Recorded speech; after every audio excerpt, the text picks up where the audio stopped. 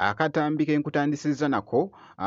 ye side eri munnanga ate ebiri wali mu kuziika Kasese omukulu Bobi Wine yalabiddwako dda yabadde yatuuse edda byengenda okubeera nga nkubuulira munnanga ate embeera nga bweri eside eno mu butambi obubadde bukutte akati ate nga ku side y'emu wabaddewo ko wali akatambi akabadde kafuuse ensonga aba NUP kw'ossa ate n'aba Fangoni wali bannange ekibadde mu katambi wali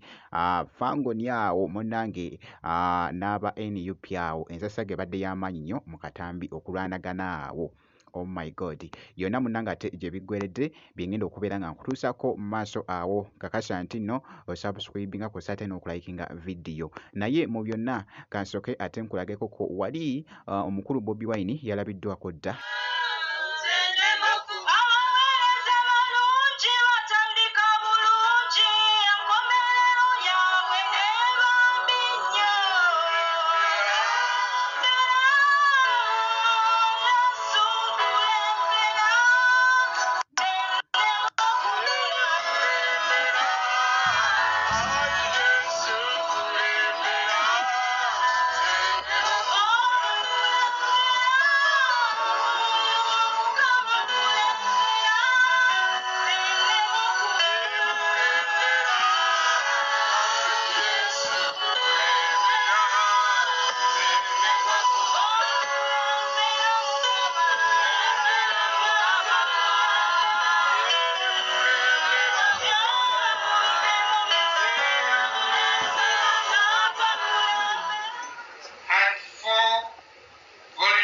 children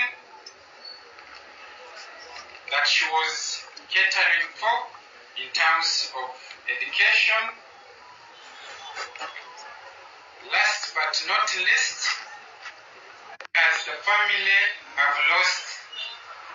a hard-working, innovative and a courageous daughter whose gap shall never be replaced, here we say Marinos Alexandria Esther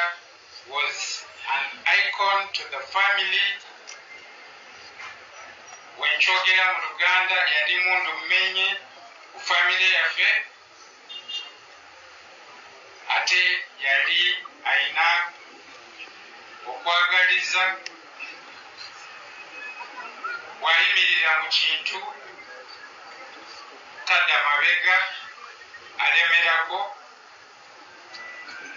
yali aina passion ku kintu kyakwatako. Nakyala bambi omugenzi essaawa zino era ng'embeera bwetyo by the way weebadde munanga ate memba wa NUP mwito munanga ate Alexandra Marinos esaidi eyo katusabe mukama omwoyo agumuze munanga ate mirembe jjukira ntino baziise eri munanga ate Kasese esaidi era nga bw'olabye munanga ate mukatambi kakati nno Bobi Wine bw'atyo yabadde atuuka awo nga bw'ogezaako kulaba akatambi ako.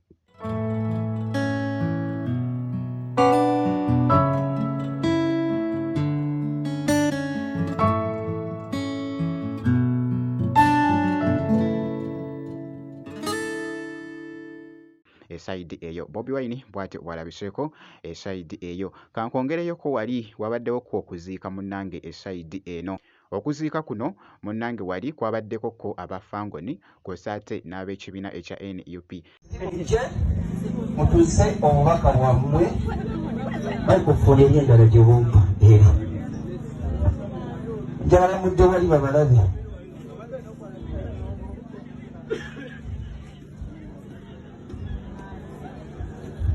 manyi mwekwasa nnyo titetwabawadde eddakiika 2 ziba zimala.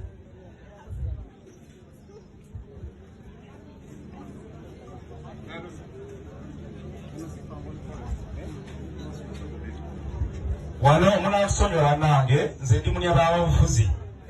olwaleero si kifo Fangoni Forest munaasonyiwa bufuzi bwobeera mu pate ate nga tuli mu kuvuganya basobola okweta ekibiina ne bakuba ebifaananyi ne balowooza nti tukwatagana nabo. Ffe tetukwatagana na Fangoni Forest, naye Fangoni Forest mukwano gwa muganda wange eyawasa. So mu byobufuzi basobola okukikozesa ne bajja basimba abantu ba Fangoni Forest wano ne balowooza nti nze ndi wa NUP ate nvuganya ku kifo kya kansala LC3. Kyangulanyi Sentamu yankubidde essimu n'angamba basindisa ba Town Forest wano. Okyakulanyiza okukubira essimu okuziika ffe tubeera nga tugenze kutegeera ndiirani ekitegeera wano tuza okuziika Bobbori ekitegeera tatuweerako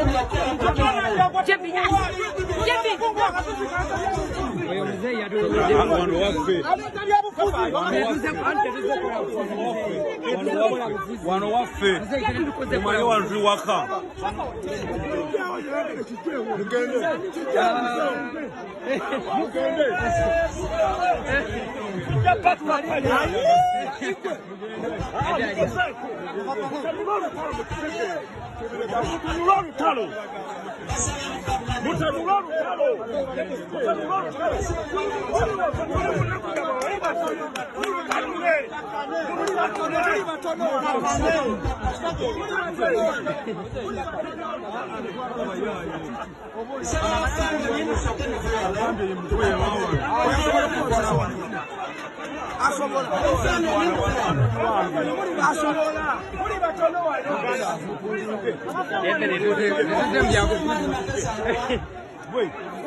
Omukozi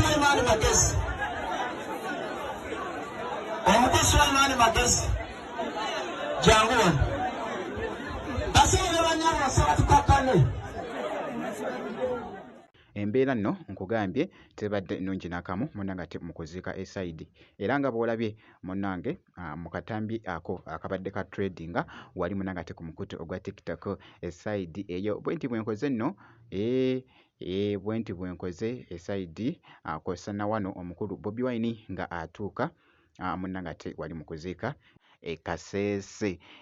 ngenda kubeera nga nkomawoko mu maaso awo n'ebirala kakasa nti nno osubscribinga kw'ossa ate n'okulayikinga video jjukira nti nno kasita obeera ng'olayikinze video ate nakyo kibeera kikulu nnyo muganda wange kw'ossa ate n'okusubscribinga jjukira nti nno obeera ofuna notification ku video ebeera eteereddwayo endala eside nja kuba nga nkuwa update yonna enaafayo munnange ate ku mukulu Bobi Wine eside eyo wali Kasese munnange ate gyali kw'ossa ate munnange ate n'ebitambula okwetoola munnange ate eside bwenti bwenkoze kakasa nti nno osubscribinga ngenda kubeera nga nkomawoko mu maaso awo n'ebirala.